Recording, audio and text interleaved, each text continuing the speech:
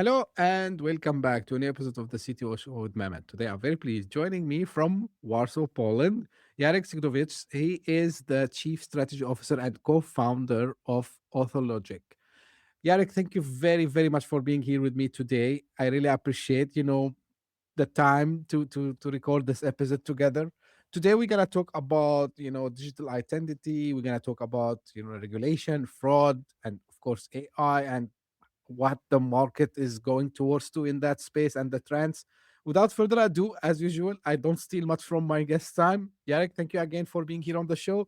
Tell us a little bit more about you, your background, your journey, and what you're currently up to, and then we can dive into the conversation. So the floor is yours.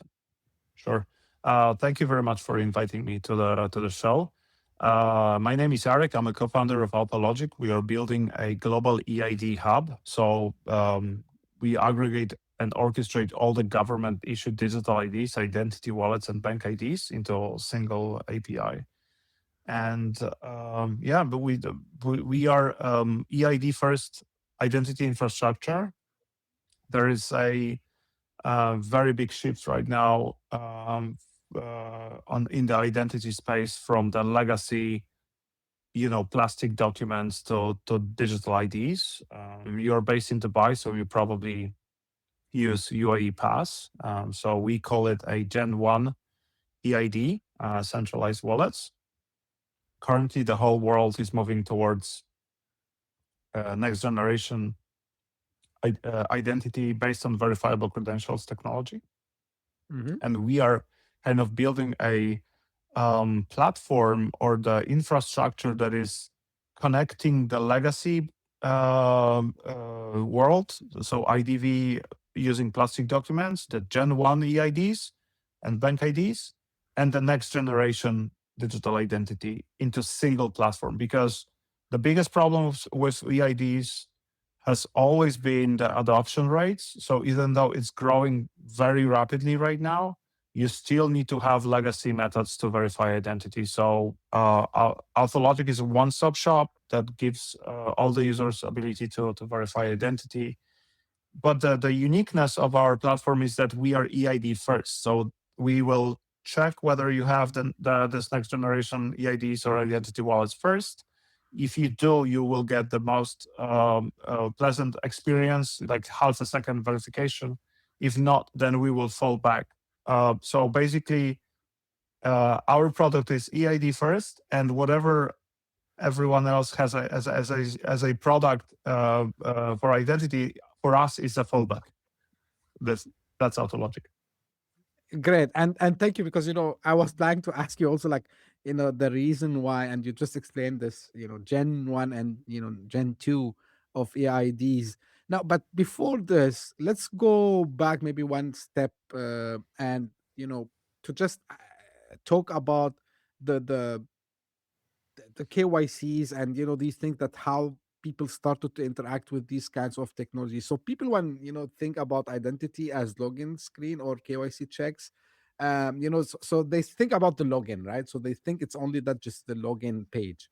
From your perspective, like, what does a digital identity infrastructure actually should be look like? Okay, so that's an interesting question. So what you mean by login screen is authentication, actually, not ID Right. verification. So that's the difference. But let me back up and tell you what was the history of identity on the internet, right? And Please, why yes. we need to have different infrastructure today, because the world has completely changed. So at the beginning of the internet, basically, you had no way of telling who is on the other end of the line. So this was this famous New York Post or New York Times cartoon where there's two dogs sitting by the computer and saying, like, on the internet nobody knows that you are a dog, right? So Yeah. this was and the natural way, and the first ID verification method was actually an email from the provider. So, for example, at the beginnings of PayPal, they verified people by asking them to email pictures of the plastic documents, right? So you actually were sending by email pictures of your passport or driving license, and this was the beginning. Then it evolved to become a system that will automatically check validity of your document. So that the picture was still taken, but there was a database where you can see whether the picture actually matches with the format from the given year. There was an OCR process where you can extract the data from the document, and they added also the process of checking your biometric features of your face and comparing it to the biometric features of the face that is on the document. So this is kind of a state of the art and currently gold standard of the ID verification online. And anyone that went through the KYC process went through the process of photographing their own documents back and front, and then doing the selfie check or liveness check. So, doing some kind of head movements, all kinds of stuff to prove that you are the same person that on an ID document. So this was like, we call it legacy. Mm-hmm. And then the COVID hit. And we decided, because we were working for the bank, we decided like, okay, everyone, so identity on the internet was kind of an edge case till COVID. Like people were onboarding to financial services, but it wasn't really like, you weren't doing this every day, or, you were doing this once a year or something. And COVID actually took it to the next level. Like identity on the internet started to become a thing because of the fact that everyone was locked out.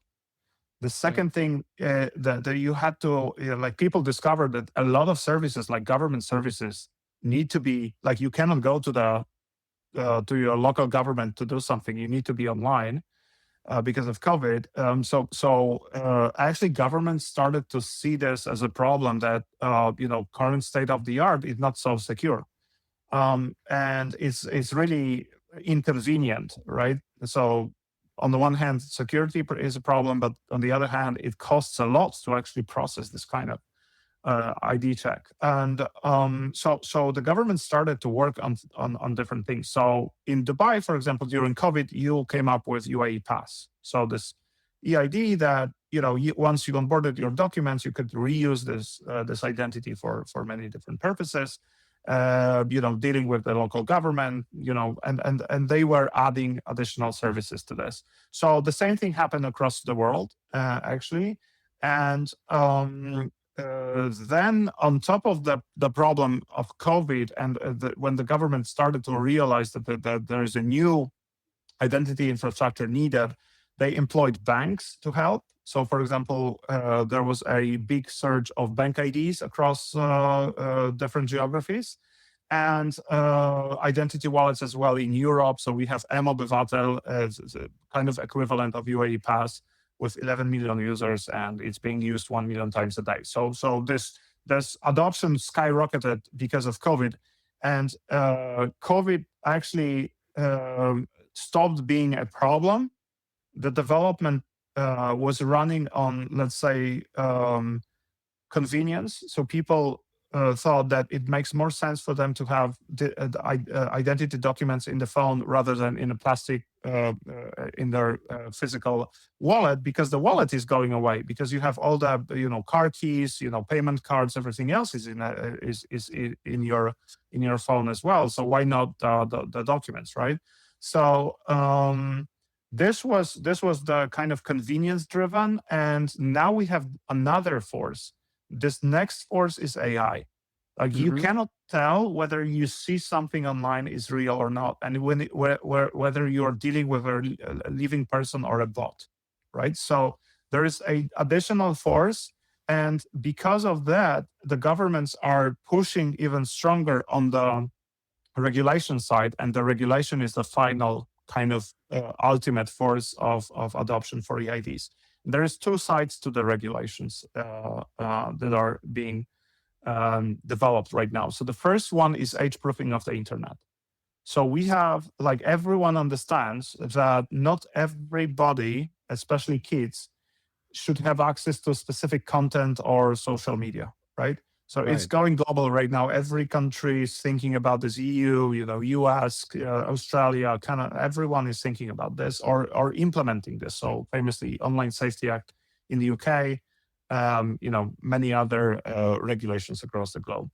So the content and edge verification is one thing, but the other thing is that the world is unstable place right now.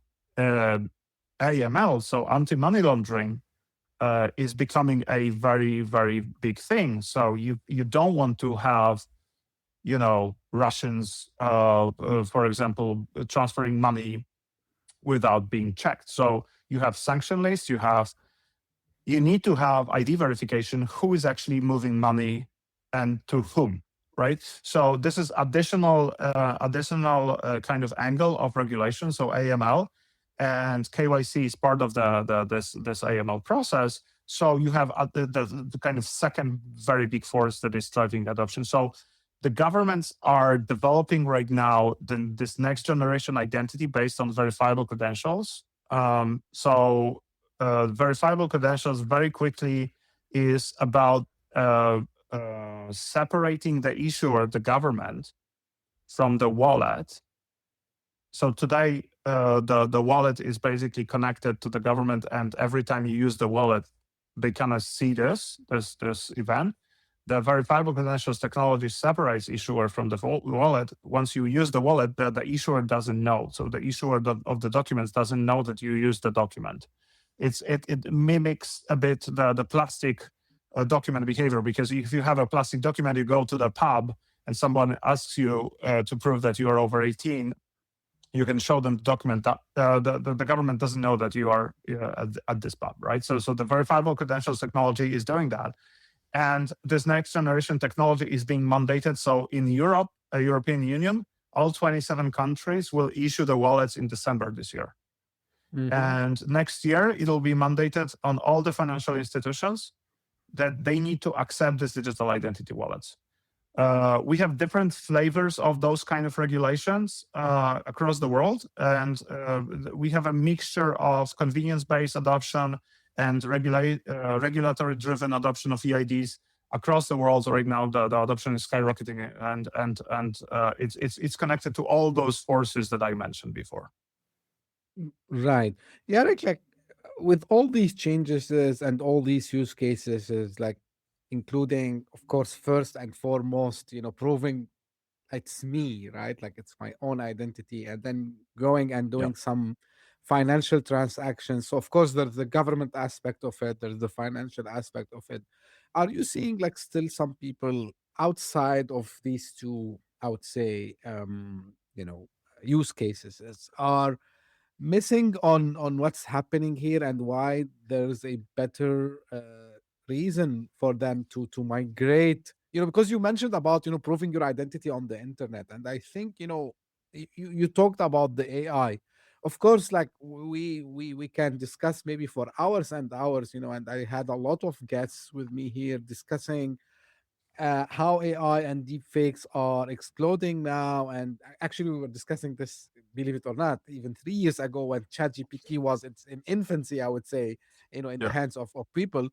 Um, but beside, government use case and financial use case, where do you see there's a work to be done, to get or adopt, I would say, what you call it, the IDs, like next generation version 2.0, let's say, on a larger scale. The problem of EID adoption is a actually marketplace problem. So you have two sides to the equation. So the first side is an acceptance network. So how many places actually allow you to use your EID, right? Mm-hmm. And in case of European Union, the solution to this problem is a mandate on acceptance. So basically, the thing that is happening is that the regulators said that utility companies, healthcare, financial institutions, banks, telecom institutions, and many others, lawyers, they have to accept digital identity in 2027. That's a mandate. Like if you don't accept that, you will be fined. Uh, And the second mandate they did, so the second element of the adoption is the user. Like you need to have a person with an actual EID to use it, right? So they don't want to mandate the usage. So they don't want to go to you and say like, you have to have an EID because it's culturally, it's a problem. Like people will push back. Right. Typically, when you're if somebody tells you to do something, you're pushing back, especially if it's a government, right? So the clever part is that they mandated the states, so member states of European Union, to issue the wallets, and they say like, okay, the users will see the difference in convenience of having digital documents. So not having not like you won't be forced to carry around your plastic document. You can have it in the digital form. So this is the second part of the marketplace. So once the marketplace is established, when you have the acceptance network and you have the users, this will start a positive kind of reinforcement cycle, right? So you have a situation where the more users you have, more businesses would like to accept, and vice versa. More places you can use your EID, more users will have an EID to because it's more convenient. What is interesting about the EIDs is actually it's not only about the convenience, because when we discuss the status quo today, the biggest problem with identity verification online currently is cost. It's very, very costly to do the ID check, because you have to have a lot of computing power to do the OCR, to check whether it's not AI generated or not. You have to have a lot of computing power to prevent people to use deepfakes, right? You need to do all kinds of analysis of the image that you are receiving to check whether this is not, for example, projected from the high definition monitor, because the typical fraud is like you have a monitor, you have a camera, you do the deepfake, and the telephone is reading the image from the high definition monitor. So that's the thing that you need to do. It's very costly. On top of that, to be on the safe side, you need to have a lot of anti-fraud systems, like detect from which country the session is coming from. All kinds of database integrations, like a lot of stuff that you need to do to make sure that the image you are receiving is legit. Right? So it's very, very costly. And on top of that, because it's not super still foolproof, a lot of regulators are mandating the companies or regulated companies to actually go through the manual reviews. So banks, for example, they cannot just automatically accept images, even if it's checked by AI or some sort. Yet they need to push it to the people that will actually look at the pictures and say, yes, this is legit. So in this day and age, by the way, today, I'm looking at Twitter and I have no idea whether it's AI generated or not. This is like, we discussed this before the call. Like I see the rocket hitting Dubai. I have no idea whether it's real or not. There's like, and I need to get someone to validate this for me, because this is so good that I cannot tell. So, if you have a financial institution and let's say some people in the call center looking at the pictures, there's no way they can tell, right? So this is the cost element. So people, manual verifications, a lot of technology to prevent. And now if you sum it up, you have very poor user experience. You have a lot of cost and a lot of risk associated to the problem. On the flip side, with EID, you have a transaction that takes half a second. It's cryptographically signed, and there is no human involved. It's fully automatic. So for the companies to adopt this, it's a complete no-brainer. Of course, the only problem is the adoption again. So we help with that. So we minimize the risk of adopting EIDs, because for everyone that has an EID, we can detect whether the device is capable of having EID. We can make it super easy for them to use it automatically. And if they don't have an EID, we will fall back automatically to something else. And this will be the most convenient method for the given users. So, for example, if we detect that you are coming from Dubai, the connection is from Dubai, we will fall back to UAE Pass if you don't have your ID in Apple Wallet, for example, or Google Wallet. Got it. Now you mentioned about putting this, let's say for European Union, 27 countries, and now how do you make this? And I know like you described the company as global EID hub, right? So uh, how the orchestration with other EIDs, right, and other digital framework could work in real life. And just out of curiosity, because really I don't know the answer, and sorry for my ignorance, like how much these different providers are willing to exchange and interchange the information, let's say between the EU and maybe Dubai, or maybe another country, or maybe another block. Yeah, so this is actually a very big technical challenge, because a lot of the governments are mandating the processors to keep the data inside the country. So this is the case for the countries in the Gulf region, for example, but not only in Asia. We have similar situations in Europe as well. We typically so we have a distributed network of servers, and we keep the data inside. And once the data is inside, you can use the legal framework to like, because you have a legal framework to obtain the data from the digital wallet or digital identity provider. Once you have it inside, it's legally owned by the data administrator, so the company on behalf of which we are working. And then, based on legal frameworks developed between the country A and the region B, for example, there's mutual agreements between the European Union and the Gulf countries to transfer the data between our regions. So based on this legal framework, we can transfer this. Again, we are working on behalf of the specific entity, like typically financial institution.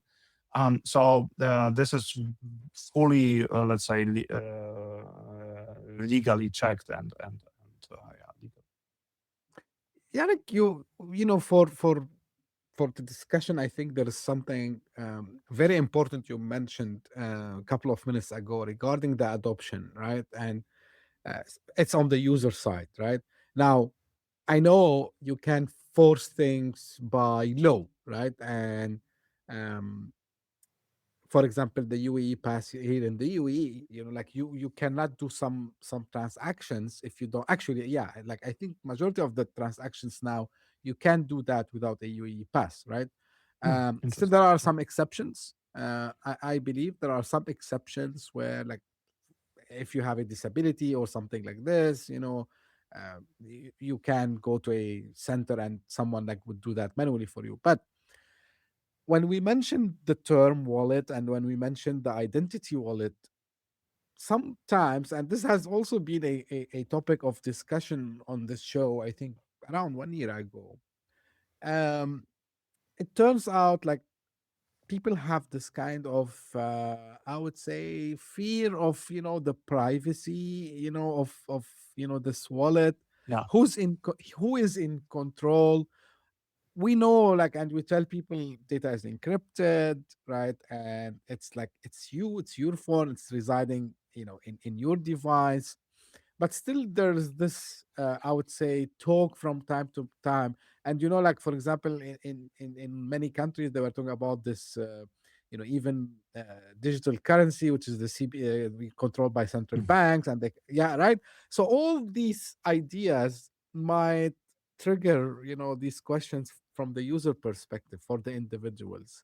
Do Yeah, you see this an obstacle, or do we have a clear answer for that? Who controls actually the digital data and the yeah, digital yeah, wallet? absolutely.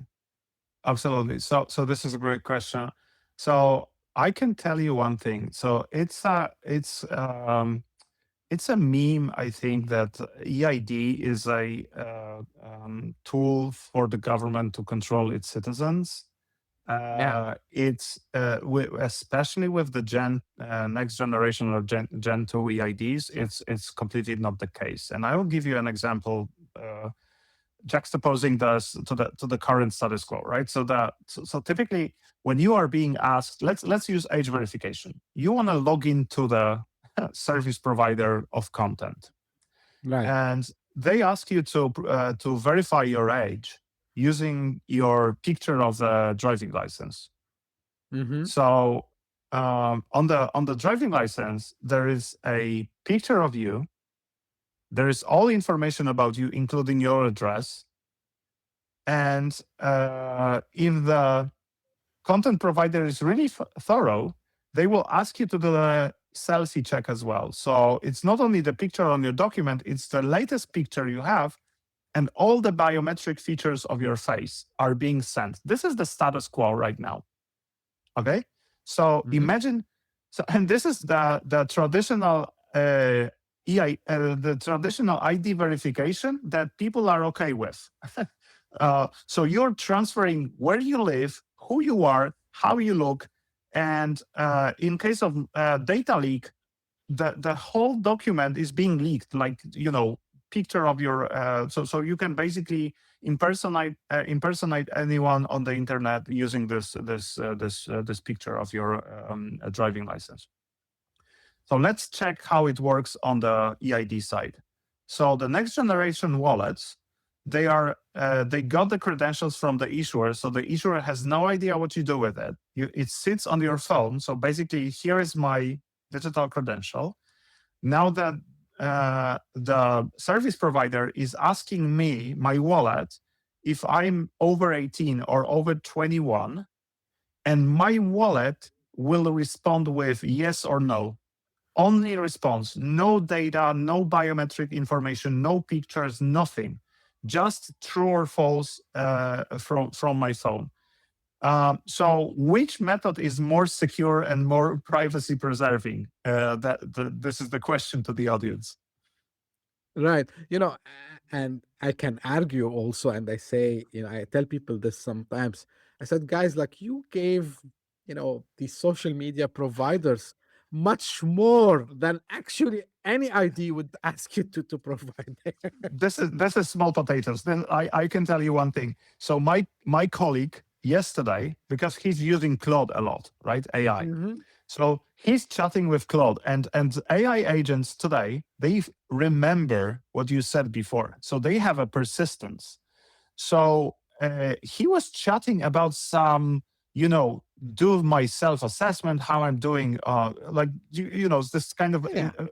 introspective questions, and he got answers from AI that was really shocking to him. So AI inferred, based on his previous questions and previous discussions, a lot of information about him. He never gave this information, but the AI was able to fetch information from the internet, plus inferred some information from the previous discussion and build kind of profile. So the same thing happens on Facebook, on TikTok, on Instagram, everywhere else. So I would argue that EIDs are the only way we can preserve because this is you can use pseudonyms within EIDs. There's a lot of concepts, ZK proofs, so zero knowledge proofs. So you can switch identity. So for example, if you think that the AI knows too much about you, you can switch using your EID. So this is kind of the thing that is protecting the privacy of the users, not enabling the government to do the I don't know, surveillance, because the real surveillance is happening on the ad platform, because they do the Mm. profiling of yourself for money. Absolutely. Now, Eric, like without going into technical details, I would say, and deep diving. Although, like people ask me why you call it CTO show, we don't dive too much technical. I don't want to bore people with too much technical details. But when it comes to implementation, like if a government entity or a bank or any other clients comes to you, how easy it's to migrate from the legacy to your platform today? The good news is that you don't have to migrate from the legacy. You can, if you have something, we will use your thing as a Hmm. fallback. So it's great. So we don't ask you to switch. A lot of clients are actually migrating because then they have everything on one platform. So the visibility of data, the management of data is much easier. In terms of integration with us, we have multiple different modules. So the first thing that you need to have is kind of the acceptance ability to accept data from different wallets, different ID schemes. So this is the one platform, and this is typically connected to the onboarding flows. So you typically do IDV or ID checks during the onboarding to financial services or gambling or crypto or whatever. So this is kind of an onboarding element. The second thing is that many companies and especially banks want to issue credentials to the wallets, because then they can do like, okay, we talking about the login box, right? Hmm. So the typical process in Europe in a couple of months will be that you are using your wallet to prove your identity.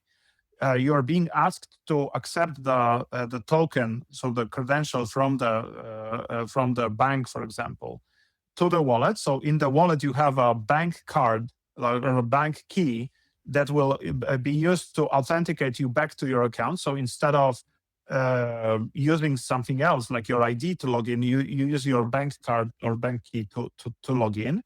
And you use the same bank key to authenticate your card transaction or money transfers, right? So the issuing of credentials is the second module. So it's also easy to use and easy to integrate.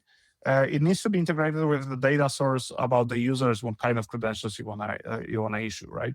And this is the second part.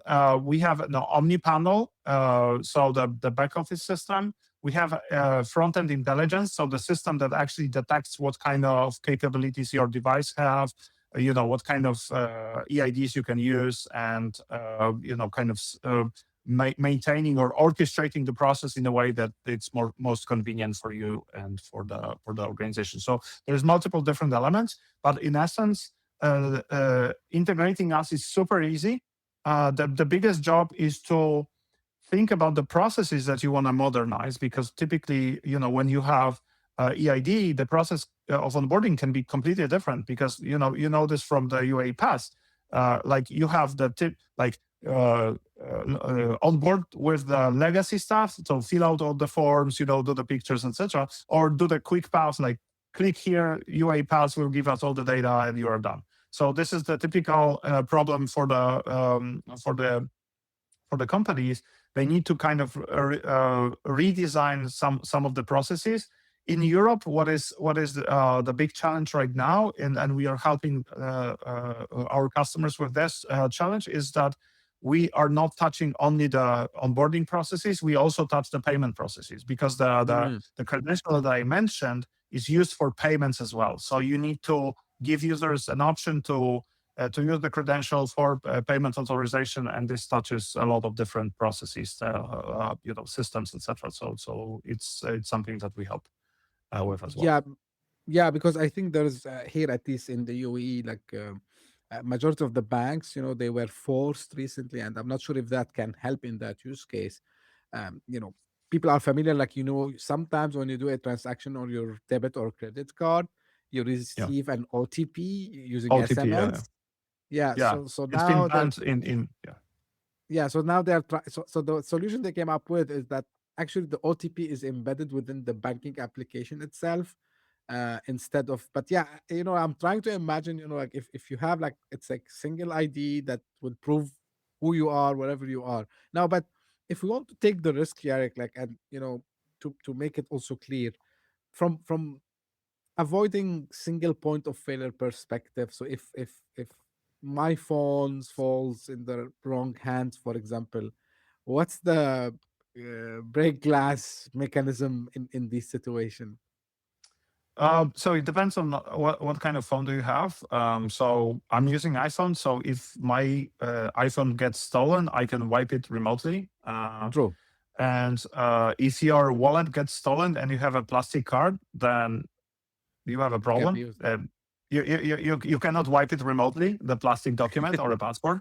So True. that's the problem. And second thing is like most of the phones are encrypted, so it's very hard to break.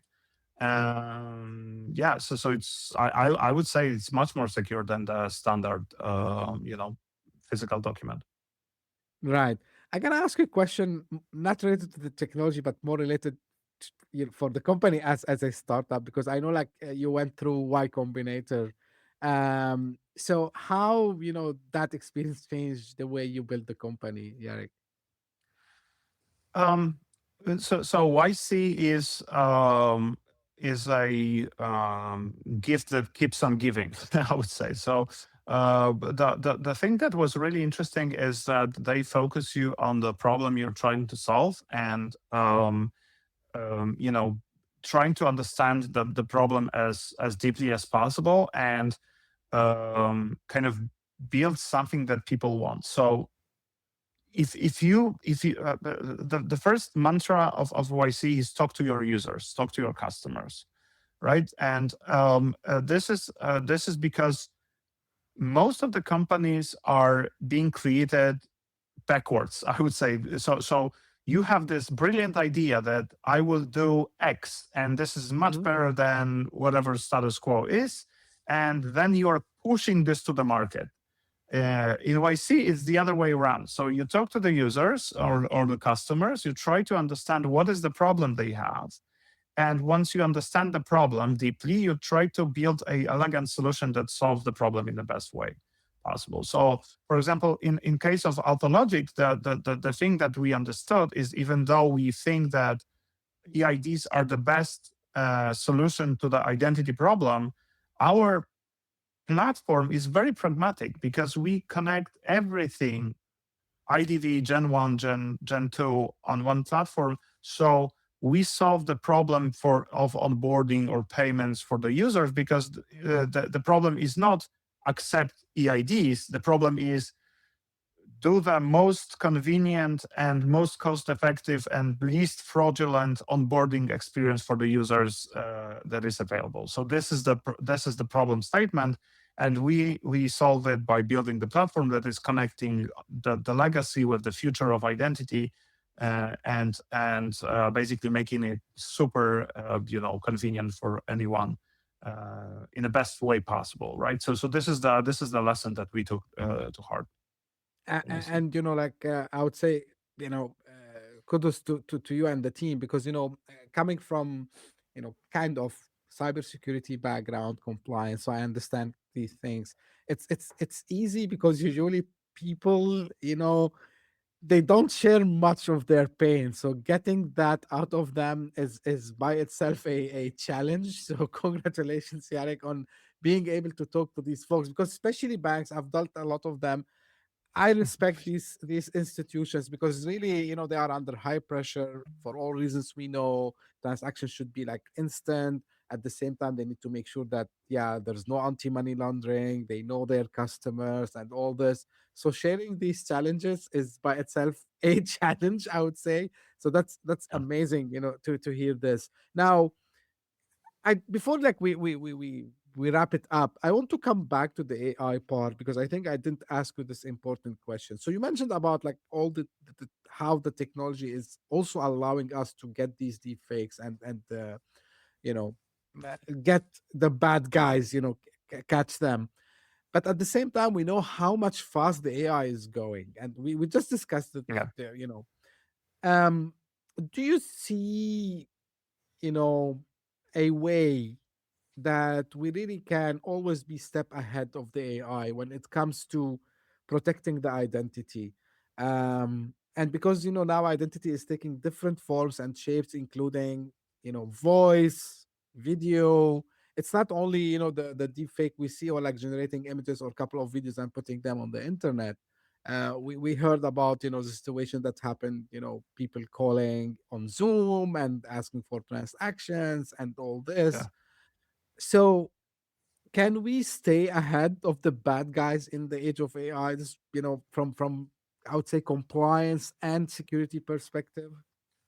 Yeah, so this is something that we are actually trying to build. So the identity infrastructure on the internet, so this layer of identity needs to be built, right?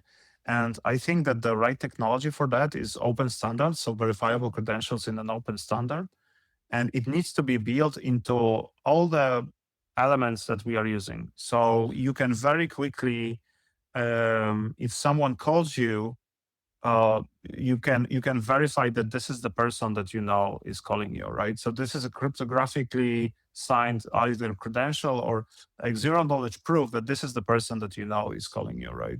And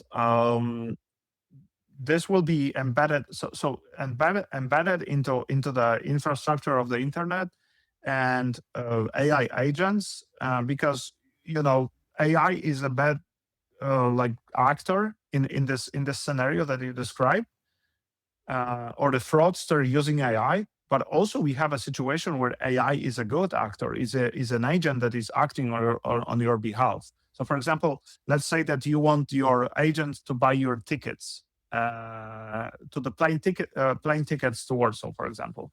So Yeah. it needs to have it needs to have a wallet.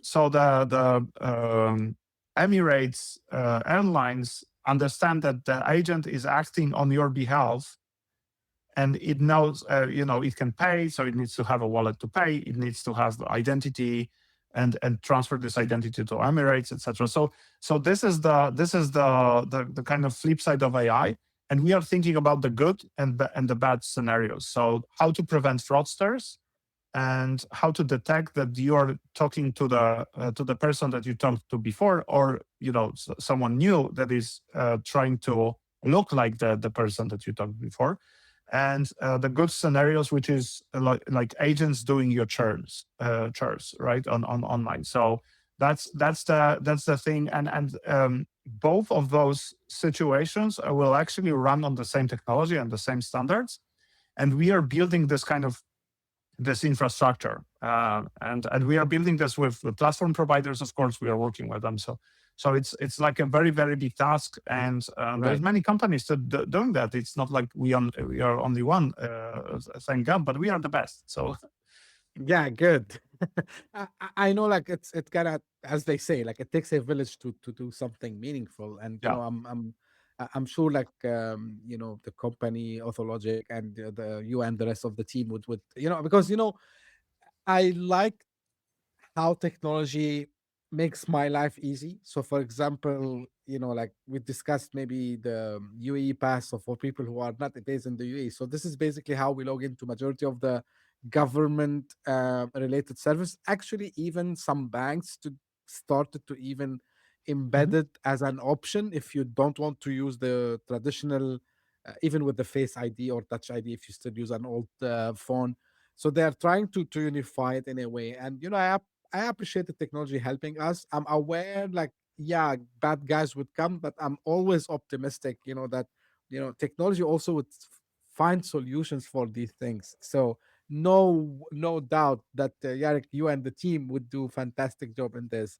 And saying that, where people can learn more and get in touch. So you get in touch on LinkedIn. We have a profile, Authologic, and of course authologic.com, our website.